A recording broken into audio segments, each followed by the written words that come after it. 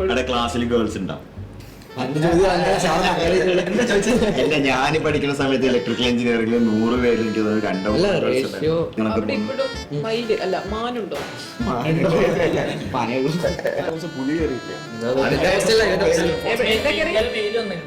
ഒന്നിൽ കൂടുതൽ ഉണ്ട് എല്ലാവരും സൂക്ഷിക്കാം. 1ാം ക്ലാസ് തൊട്ട് വരെ CBSE മലയാളം സ്റ്റേറ്റ് സിലബസ് പഠിച്ചായിരുന്നു.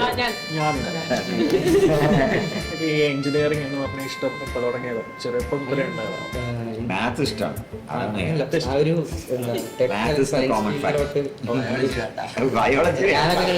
അങ്ങനെ പറയുന്നു. മറ്റേ സ്റ്റേറ്റിലെ ഫ്രണ്ട്സ് ഒക്കെ ഉണ്ടല്ലേ? നാഗാലാൻഡ് ട്രിപ്പ് ഫ്രണ്ടിന്റെ വീട്ടിൽ പോയി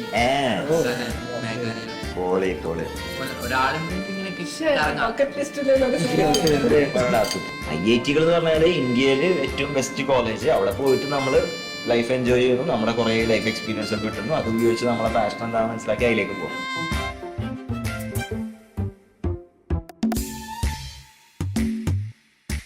നമുക്ക് കാര്യത്തിലേക്ക് വരാം. ആദ്യം നിങ്ങൾ കുക്കീസ് എടുത്തിട്ട് എന്തെങ്കിലും ചെയ്താലും. കുക്കീസ് എടുത്തോ.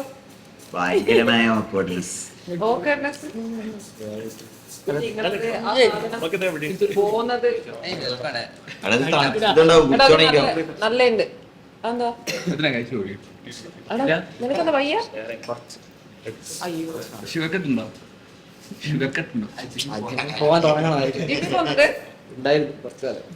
ജിമ്മുണ്ട് ജിമ്മുണ്ടോ? എന്താ എക്സാം ആയതുകൊണ്ട് കട്ടായി. പിന്നെ 2 മാസം ഗ്യാപ്പായി. ജിം ഇവിടെ ഒറ്റ ജിമ്മ എല്ലാവർക്കും കൂടി? അല്ല, ഹോസ്റ്റലിൽ ജിമ്മുണ്ട്, അല്ലാണ്ട് ഒരു ജിംഖാനാണ്. അവിടെ ക്ലാസ്സിൽ ഗേൾസ് ഉണ്ടാവും. അല്ല, ഞാൻ പഠിക്കുന്ന സമയത്ത് ഇലക്ട്രിക്കൽ എഞ്ചിനീയറിംഗിൽ 100 പേര് എനിക്ക് കണ്ടോ. റേഷ്യോ കുറവാണ്. ഇപ്പം നമ്മുടെ തിലക്ക് 116 എടുത്തുണ്ടെങ്കിൽ ഒരു 30-40 ഗേൾസ്. അത്ര ഉണ്ടല്ലേ? വാവ്. ഭയങ്കര ഗേൾസ് ഭയങ്കര കൂടുതലല്ലോ. ഇലക്ട്രിക്കൽ എഞ്ചിനീയറിംഗ് ടോപ്പ് ബ്രാഞ്ച് അവിടെ ഗേൾസ്. ഏത് ബ്രാഞ്ച്? ഞാൻ എനർജി. അല്ല, ഗുരുവിനെ മാതൃകയാക്കാൻ ആഗ്രഹമുണ്ടോ? IIT പോയി IITന്റെ കല്യാണം കഴിച്ചു.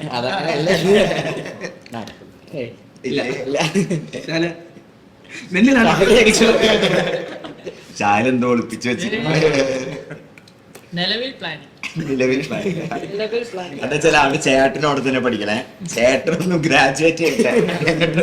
ബാക്കി എങ്ങനെ ക്ലാസ്സും കാര്യങ്ങളൊക്കെ മാനുണ്ടോ? ഏതൊരു IIT ക്യാമ്പസ് പുലി കയറിയില്ലേ? ഒന്നിൽ കൂടുതൽ ഉണ്ട് എല്ലാവരും സൂക്ഷിക്കാം. പ്രതീക്ഷിച്ച പോലെ തന്നെയായിരുന്നു ക്യാമ്പസ് ലൈഫ്. അടിപൊളി. ക്ലാസ്സിൽ പോവാറുണ്ടോ?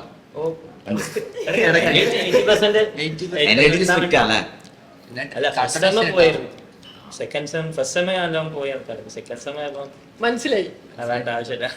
സീനിയേഴ്സ് ഇങ്ങനെ പറയുന്നുണ്ട്. പോകേണ്ട ആവശ്യം ഒരാവശ്യമില്ല. എടാ, റോഡിന്റെ അപ്പുറം ഇപ്പുറല്ലേ ക്യാമ്പസ്? ഇപ്പൊ എന്തോ ഒരു പാസ്സായി സഭ പണിത്. ഓറിയന്റേഷൻ ഒക്കെ വെച്ചു. ഇങ്ങനെ പുലി വന്നാൽ തടുക്കാൻ.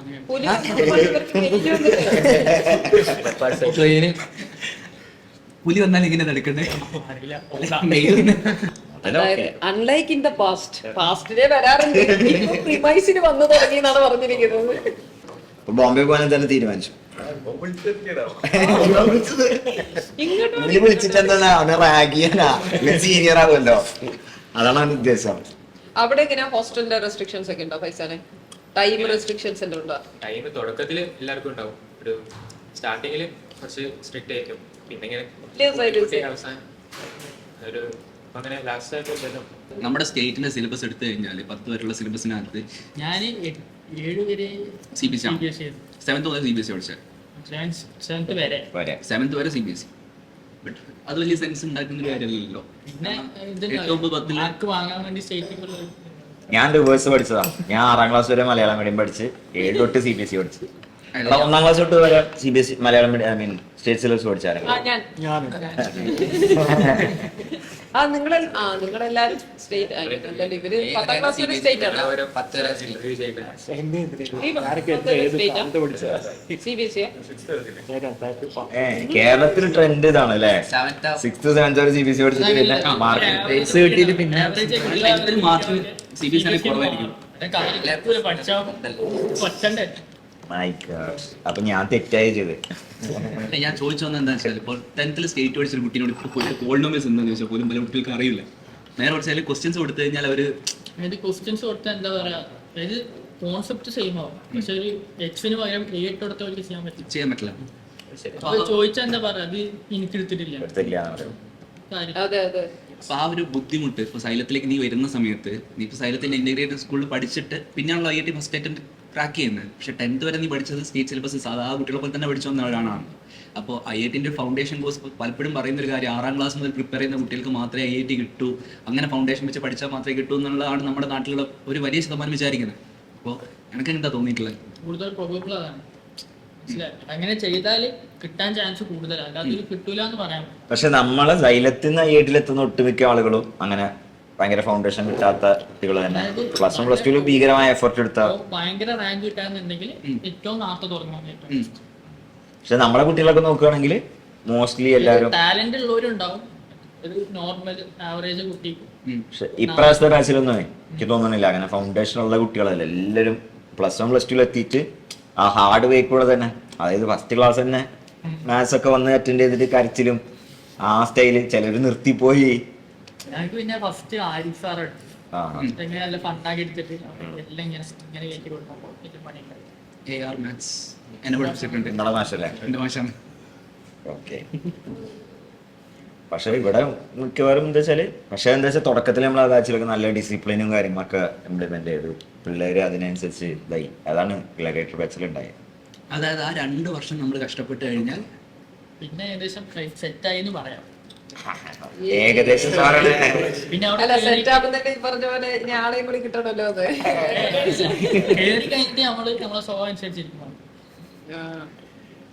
സ്ട്രെസ് ഉണ്ടോ ശരിക്കും അതിനകത്ത് ഇങ്ങനെ വരുമ്പോഴേക്കും? നമ്മൾ പഠിത്തം മാത്രം ഫോക്കസ് ചെയ്ത് പോവുകയാണെങ്കിൽ സ്ട്രെസ് ഉണ്ടാവും. അത് എവിടെ പഠിക്കാനുണ്ടോ? ക്യാമ്പസിൽ എല്ലാ ഫെസിലിറ്റി ഇല്ലേ, എവറിത്തിങ് ഉണ്ട്. പുറത്തേക്ക് പോകേണ്ട ആവശ്യമൊന്നുമില്ല. ഓർഡർ ചെയ്ത സാധനം ഉള്ളിലേക്ക് അത് മാത്രല്ല എല്ലാം അതിന്റെ ഉള്ളിൽ തന്നെ. ഇപ്പൊ അല്ലേ നൈറ്റ് ലൈഫ് ഇടയ്ക്കിടയ്ക്ക് ഓരോ പ്രോഗ്രാംസ് നടക്കും, മ്യൂസിക്കൽ പ്രോഗ്രാംസ്, കൾച്ചറൽ പ്രോഗ്രാംസ് ഒക്കെ ഇടയ്ക്കിടയ്ക്ക് ഇങ്ങനെ ഓരോ ആഴ്ച കൂടുമ്പോ ഇങ്ങനെ എന്തെങ്കിലും ഒരു പേര് പറഞ്ഞിട്ട് പേരുണ്ടാവും. ഫെസ്റ്റും കാര്യങ്ങളൊക്കെ ഇല്ലേ? കപ്പായിട്ട് ഓരോ പറയുണ്ടാവും. ഫെസ്റ്റിന്റെ പേരെന്താ? ആ നമ്മള് സിയോന്റെ സിനിമയിൽ അത് പറയണ്ടല്ലോ അല്ലേ? അല്ലേ അതെ അതെ അതെ. ഇല്ലേ? അതിരടി അല്ലേ? ഫുട്ടേജും അതെപ്പോഴാ നടക്കണേ? അത് അടിപൊളി ഒരു സംഭവം അല്ലേ? കഴിഞ്ഞ നിങ്ങളുടെ ഫസ്റ്റ് ഇയറിൽ ഒക്ടോബറിലും തത്വമാണോ ടെക് ഫെസ്റ്റാ? Cultural fest. ഓ, നമ്മള് IIT-ല് ശാസ്ത്ര സാരംഗ് പോലെ അല്ലേ? ശാസ്ത്ര സാരംഗ് ഇപ്പൊ ഉണ്ടോ? നിങ്ങൾക്ക് നടക്കില്ലേ? പ്ലസ് 1 പ്ലസ് 2 നീ അവിടെ പഠിച്ചു, പിന്നെ അതേ സ്ഥലത്ത് തന്നെ റിപ്പീറ്റ് ചെയ്യാൻ എന്തുകൊണ്ട് വന്നേ? ഓക്കെ. അതെ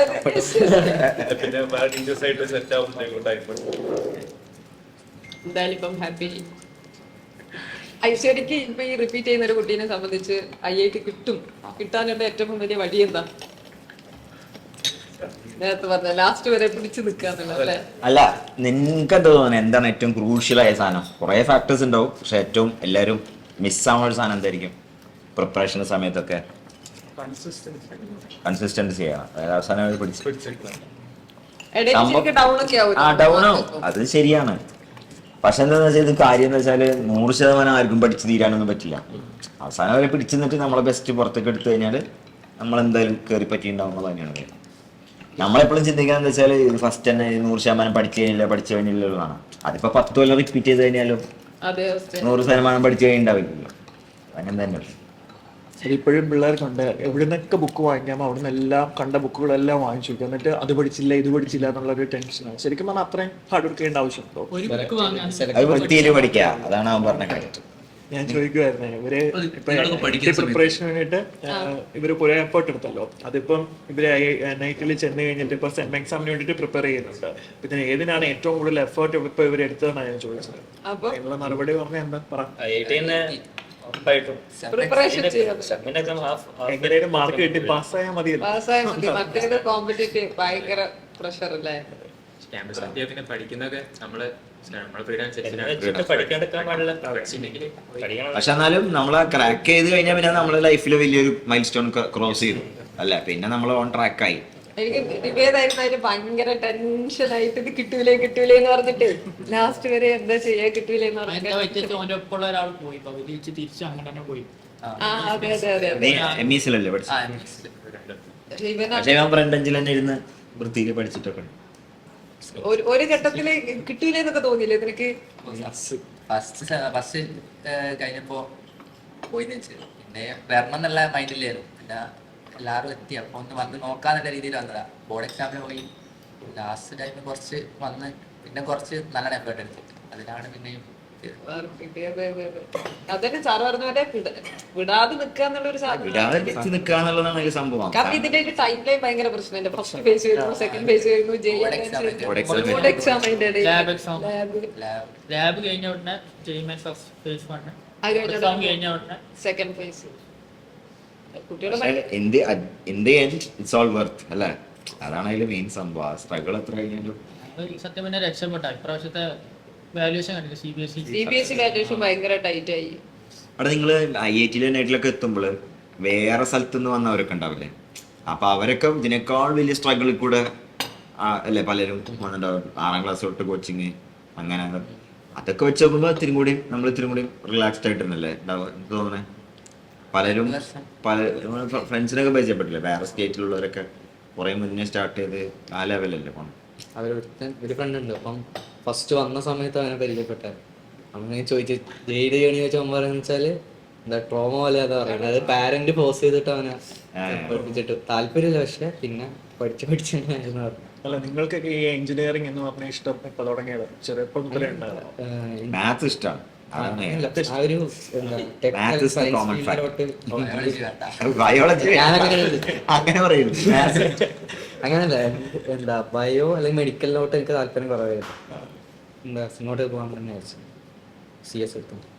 അപ്പോൾ സൈലത്ത് പഠിക്കുന്ന സമയത്ത് ഇപ്പോൾ സൈലത്തിന്റെ പലപ്പോഴും ഏഡിൽ പറയാം സ്ട്രെസ് ഫ്രീ ക്യാമ്പസ് എന്നാണ്. അതായത് സ്ട്രെസ് ഫീൽ ചെയ്യും. എന്തായാലും കോമ്പറ്റേറ്റീവ് ആയിട്ടുള്ള എൻവയൺമെന്റ് ആകുമ്പോൾ നമുക്ക് സ്വാഭാവികമായിട്ട് സ്ട്രെസ് ഫീൽ ചെയ്യും. പക്ഷേ സൈലത്തിൽ ടീച്ചേഴ്സ് കാരണമുള്ള സ്ട്രെസ് ഉണ്ടോ? ലൈക്ക് ഇപ്പം സിനിമയിലൊക്കെ ആണെങ്കിൽ പണ്ട് നമ്മൾ കാണുന്ന എൻട്രൻസ് ഈസ് എ വാർ അങ്ങനത്തെ ഒരു ക്ലാസ് റൂമും. ഇപ്പം ഞാൻ പണ്ട് പഠിക്കുന്ന സമയത്ത് തന്നെ ഒരു സാറ് എക്സാമിന് മാർക്ക് കുറഞ്ഞ സമയത്ത് കസേര എടുത്ത് അടിക്കാനൊക്കെ വന്നിട്ടുണ്ട്. ഒന്നാമത് സ്ട്രെസ് ഫീന്ന് പറയാൻ പാടില്ല എന്നുള്ളതാണ്. നമ്മളൊരു സാധനം ചെയ്യുമ്പോൾ ടൈം ടേബിളിൽ പോകുമ്പോൾ സ്ട്രെസ് എന്തായാലും ഉണ്ടാവും. മാനേജ് ചെയ്യാൻ പഠിക്കാം. സ്ട്രെസ് ഫീ എന്ന് പറഞ്ഞാൽ പിന്നെ ടീച്ചേഴ്സ് കുറച്ചും കൂടി അപ്രോച്ചബിളും കാര്യങ്ങളൊക്കെ ആണെങ്കിൽ നല്ലതായിരിക്കും. അതായത് ഇനിയുള്ള പ്രോഗ്രാം കാര്യങ്ങൾ നിങ്ങളിപ്പോ സീനിയേഴ്സ് ആയില്ലേ ഒരു വർഷം നിന്നിട്ട്, ഇനിയിപ്പോ പ്രോഗ്രാംസ് കാര്യങ്ങളെല്ലാം നിങ്ങളല്ലേ ഏറ്റെടുത്ത് നടത്തുന്നുണ്ടാവുക. അതിന്റെ അത്ര അതിൽ വർക്ക് ഡിസ്ട്രിബ്യൂഷൻ എല്ലാം കിട്ടിയോ? എങ്ങനെയാ തുടങ്ങിയോ? അവിടെ ഈ ഇതിനൊക്കെ ഈ കോർഡിനേറ്റേഴ്സ് ആയിട്ട് നിങ്ങൾ ആവില്ലേ? സീനിയേഴ്സ് പിന്നെ ഇൻഡക്ഷൻസ് നടത്തുന്നത്. ഓ ശരി.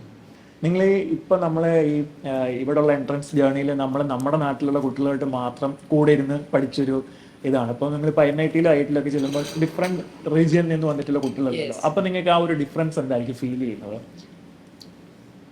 അതായത് അവരുമായിട്ട് മിങ്കിൾ ചെയ്യുമ്പോൾ എന്താണ് എന്തെങ്കിലും ഡിഫിക്കൽട്ടി ഫീൽ ചെയ്യാറുണ്ടോ, അതോ കുറച്ചും കൂടെ നല്ലതായിട്ട് തോന്നിയിട്ടുണ്ടോ? എന്താ നിങ്ങൾക്ക് ഒരു അഭിപ്രായം? ഒരു കൾച്ചറൽ എക്സ്ചേഞ്ച് കൂടിയാണ് ഇവിടെ നടക്കാറ്. മറ്റേ സ്റ്റേറ്റിലെ ഫ്രണ്ട്സ് ഒക്കെ ഉണ്ടല്ലേ? ഒരു നാഗാലാൻഡ് ട്രിപ്പ് കഴിഞ്ഞ ഫ്രണ്ടിന്റെ വീട്ടിൽ പോയി മേഘാലയ ഒരാളുണ്ടെങ്കിൽ ഇങ്ങനെ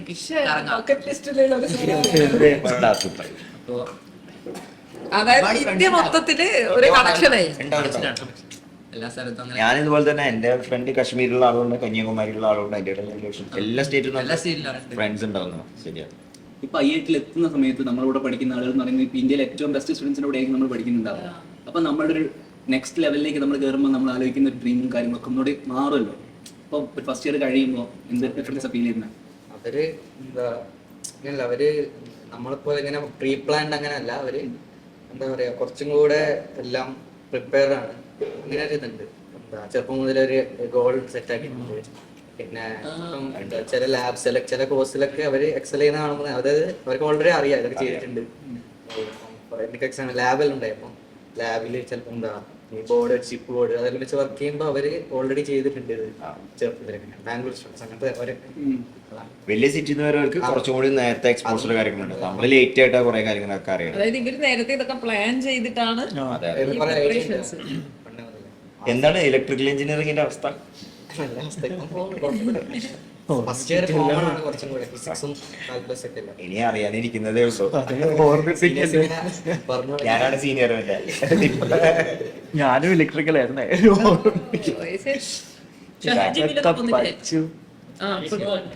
അയ്യോ രാവിലെ 12 മണിക്ക് എണീക്കണം, ഫുഡ് ഓർഡർ ചെയ്യണം, അത് കഴിക്കണം, ഫുട്ബോൾ കളിക്കാൻ ഉറങ്ങണം, പിന്നെ ഒരു ടൈം കിട്ടുന്നില്ല. അത് ശരിക്കും നമ്മളിപ്പം കുറെ കേരളത്തിലാണെങ്കിലും കുറെ പേരൻസ് വിചാരിക്കുന്ന എഞ്ചിനീയറിംഗ് പഠിച്ചാൽ എഞ്ചിനീയർ ആയി എന്നുള്ളൊരു സാധനം. അങ്ങനെയല്ലല്ലോ. IIT കൾ എന്ന് പറഞ്ഞാല് എഞ്ചിനീയറിംഗ് കോളേജ് ഒന്നല്ല. IIT കൾ എന്ന് പറഞ്ഞാല് ഇന്ത്യയില് ഏറ്റവും ബെസ്റ്റ് കോളേജ്. അവിടെ പോയിട്ട് നമ്മള് ലൈഫ് എൻജോയ് ചെയ്യുന്നു, നമ്മുടെ കുറെ ലൈഫ് എക്സ്പീരിയൻസ് ഒക്കെ കിട്ടുന്നു. അത് ഉപയോഗിച്ച് നമ്മളെ പാഷൻ എന്താണെന്ന് മനസ്സിലാക്കി അതിലേക്ക് പോകാം. അതൊരു മോൾഡിംഗ് പ്രോസസ് അല്ലേ ശരിക്കും? എഞ്ചിനീയറിംഗിന് പോലെ പോവാ. പക്ഷെ 20 years കഴിഞ്ഞാൽ ഇവരൊന്നും എഞ്ചിനീയേഴ്സ് ആയിരിക്കില്ല. ഞാൻ 100% പറയണം, ഇവരൊന്നും എഞ്ചിനീയേഴ്സ്. ഏത് ജോലിയും ചെയ്യാൻ നമ്മളെ പ്രാപ്തരാക്കുന്ന ഒരു കോഴ്സാണ് കോഴ്സാണ് എഞ്ചിനീയറിംഗ്. എഞ്ചിനീയറിംഗ് അവിടെ IIT കളിൽ നിന്ന് അവിടുത്തെ ഒരു എക്സ്പോഷർ കിട്ടുന്നു. നമുക്ക് ചിലപ്പോൾ കോറിലേക്ക് പോവാം. കുറെ കഴിഞ്ഞ് കഴിഞ്ഞാൽ നമ്മള് ആ മേഖലയിലായിരിക്കില്ല വർക്ക് ചെയ്യുന്നുണ്ടാവും. ഇപ്പൊ മൊത്തത്തിൽ ഇങ്ങനെ എഞ്ചിനീയറിംഗ് പഠിച്ചിട്ടൊന്നും ആവാനൊന്നും ഇല്ല എന്നൊക്കെയുള്ള ഒരു ഭയങ്കരമായിട്ടുള്ള ഒരു തെറ്റിദ്ധാരണകൾ ഇങ്ങനെ വന്നോണ്ടേ നമ്മള് എഞ്ചിനീയറിംഗ് ഡിഗ്രി കിട്ടാന് എല്ലാം അവിടെ പോണം. എഞ്ചിനീയറിംഗിന്റെ സ്നേഹിച്ച് ഭയങ്കര എഞ്ചിനീയർ ആവാന്ന് വിചാരിച്ചിട്ട് ഒന്നല്ലല്ലോ നമ്മൾ പോണേ. നമ്മളെ ക്യാമ്പസിലേക്കാണ് പോണേ. ആ ക്യാമ്പസ് എന്നുള്ള ലൈഫ് അത് എൻജോയ് ചെയ്യുക. അവിടെ എല്ലാ കാര്യങ്ങളും ഉണ്ടാവും. അതൊക്കെ സാമ്പിൾ നോക്കുക, ടെസ്റ്റ് ചെയ്ത് നോക്കുക. ചുറ്റുമുള്ള ആളുകൾ ഏറ്റവും ബെസ്റ്റ് ആളുകളായിരിക്കും. അവരായിട്ട് നെറ്റ്വർക്ക്സ് ബിൽഡ് ചെയ്യുക, കണക്ഷൻസ് ബിൽഡ് ചെയ്യുക. അങ്ങനെ നെക്സ്റ്റ് ലെവലിലേക്ക് പോകുക എന്നുള്ളതാണ് ഈ ക്യാമ്പസിന്റെ ലോകം. സാറ് സ്ഥിരമായിട്ട് ഇത് ക്ലാസ്സിൽ പറയുന്നുണ്ട്, ഇവരെല്ലാം കണക്ഷൻസ് ഉണ്ടാക്കുന്നുണ്ട്. അതൊരു പ്രൊഫസേഴ്സ് എല്ലാം ഭയങ്കര നമുക്ക് കണക്ട് ചെയ്യാൻ പറ്റുന്ന ആൾക്കാരായിരിക്കും. ഐ മീൻ അത് ഇവരെ എക്സ്പീരിയൻസ് ചെയ്യാൻ പോകുന്നേ ഉണ്ടാവുള്ളൂ അല്ലേ? ഉണ്ടാവും. ഇപ്പൊ ചില പ്രൊഫസർമാരൊക്കെ മിക്കവാറും IIT തന്നെ ബിടെക് ഒക്കെ പഠിച്ച് അവിടെ തന്നെ ചിലരൊക്കെ ഭയങ്കര കൂളായിട്ടുള്ള ആളുകളൊക്കെ. ടീച്ചേഴ്സായിട്ട് കണക്ഷൻ ഉണ്ടാക്കാൻ പറ്റുമോ ഈ സമയത്ത്? പറ്റും. വെച്ചോ. പോയാൽ